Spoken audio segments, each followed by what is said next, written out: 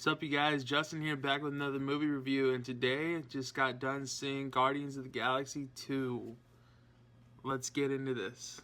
First off, this movie looks fantastic. James Gunn is a great director. He knows how to just get you engaged with these characters. You love all these characters already from the first Guardians of the Galaxy movie. The thing that was really cool about this movie is that it starts off with a bang. It has an awesome opening credits scene. Even before the opening credits, we get a really cool scene of a throwback to like just the very beginning, just like the first one started off in the 80s. So that was awesome. So I went to go see this with my buddy Andrew. Unfortunately, he's not here to review this with me, but this will be a spoiler review, so you're warned, spoiler. The movie CGI is straight top notch in this film. Everything just looks incredible, from all of the characters to the planets to the scenery. Just everything's awesome. We get some Kurt Russell CGI looking like he's in his 20s or 30s, like he would have been in the actual 80s, which was really cool. And I was telling Andrew after the movie, I was like, whoa, this technology just keeps getting better and better. It's like we saw people like that in Star Wars Rogue One. We've seen it really recently in a lot of different movies, and this movie was the best it's ever looked. This film was really heartfelt. It really wanted to give people the feels. Every single character was going through stuff, whether it was from the past movie and just all their traumas in their life. Literally every character had some sadness going with them. And obviously Star-Lord, Peter Quill, our main character, he has all of this stuff built up with his mom from the last movie, how she died when he was a kid, and then he gets kidnapped from Earth, and then he finds out at the end of the first movie that he was really supposed to get sent to his father, but he wasn't sent to his father. So that's the movie's main plot line. Ego the Living Planet, aka Kurt Russell, is Peter Quill's dad, Star-Lord. And you know, it's really cool. We finally get to see the father and son react, and it's a really happy moment when you see Star-Lord. He's never had his father, he never met him, and he really gets into talking about how that like traumatized him as a kid, like seeing other people with their parents and their dads, and he was just really jealous and sad because all he had was his mom, and that really affected him. Kurt Russell did an awesome job as Ego, and there was a really good twist later on in the movie, which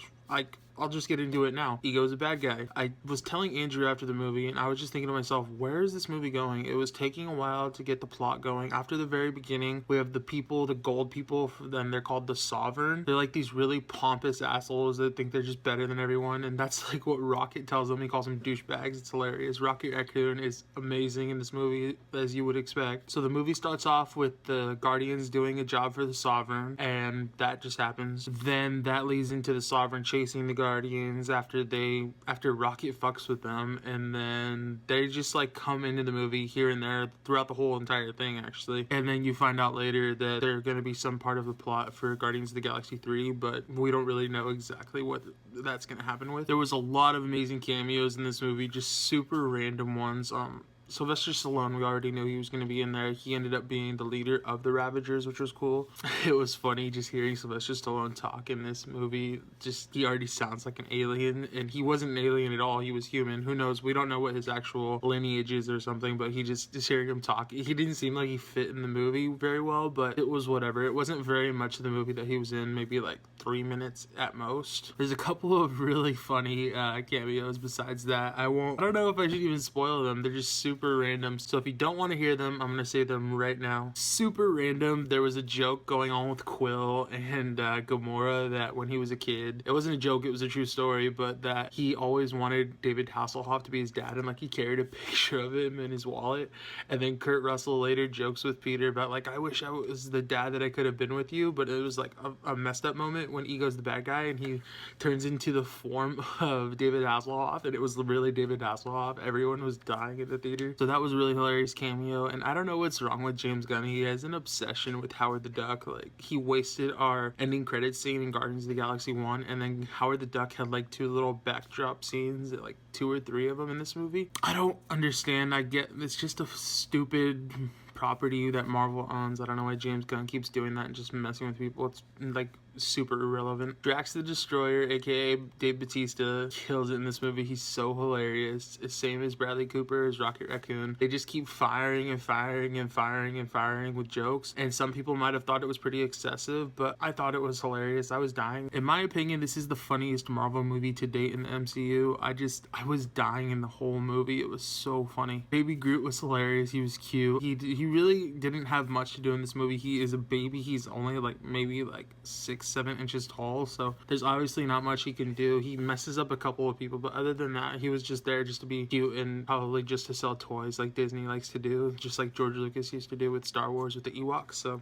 that makes sense. And I was really disappointed that this movie, we thought that they were finally going to tie in the Guardians with the Avengers. The first movie showed us that the Infinity Stone was part of that, which was a great way to explain how they related to them, but in this movie, I figured they actually showed Earth a couple of times, but they weren't there. It was something to do with the plot, and I was just waiting for an Avenger to show up or for them to find out something more, but it never happened. Also, this movie didn't show Thanos at all. The first movie was the first MCU movie that we see Thanos a lot in a film, even though he was still not a main character because he was talking with the bad guys. But in this movie, we hear a couple of mentions of Thanos, barely, but he's not in it at all. Considering that the Guardians of the Galaxy are going to be in Avengers Infinity War, which we already know because of leaked pictures and contract signings and everything else, they didn't hype up anything for that movie. I understand we still have Thor Ragnarok and Spider-Man Homecoming before that movie, but I just don't get how come they didn't explain how the Guardians are going to connect with the Avengers. I understand Thanos is the main connection, but they needed to show something more. Overall, this movie was hilarious. The middle, like probably the first hour, was really slowly paced. You didn't know where the story was going to go.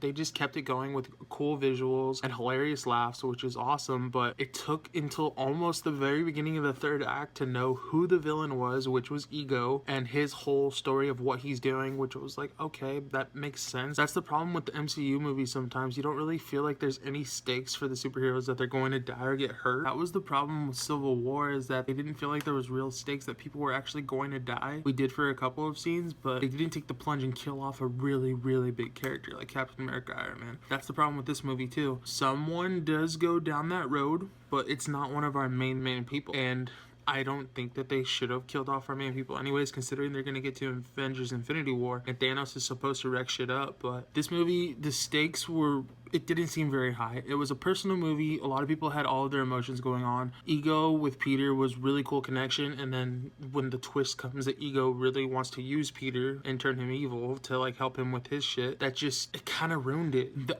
acting was on point for everyone, don't get me wrong. I just thought the story was really rushed, even though it was like 2.5 hours long, and a lot of it could have been cut out. Honestly, it was just cheap gags, which I still thought they were funny, but they just wanted to keep going with the comedy, going with the visuals, when they could have developed the story more. First off, like the first 15 minutes of the movie, it's cool and funny, but other than introducing the Sovereign, aka the gold people, there's nothing of importance in that at all, really. Like, that's what I liked about the first one, is that everything was important, setting up this universe, and it was really cool seeing all these different planets, which this movie shows a ton of planets too, but this movie didn't hit the mark that the first one did, because the first one, Peter was making a sacrifice that he was going to kill himself. He ends up surviving because, as we know from the second movie now, since Ego's his father, he's a celestial, which is basically a god with lowercase g, as he liked to say. Peter was able to hold the Infinity Stone and not die because he's technically immortal. So that was really cool that they related that back to the first one, and the first one had the stakes because the Guardians of the Galaxy are willing to kill themselves to save all these people and destroy Ronan. In the end, I really loved this movie. I had a lot of fun, a lot of laughs. It looked fantastic. Of course, everyone's gonna gripe. There are no perfect movies out there, but for me, I think this is the funniest Marvel movie. The acting was amazing. The visuals were great. James Gunn is a good director. It's just, I think he needs more time to develop the story. Even if he is writing the whole thing by himself, or if he's not, he needs to get newer people in there that know how to develop a storyline. Other than that, the music was also great.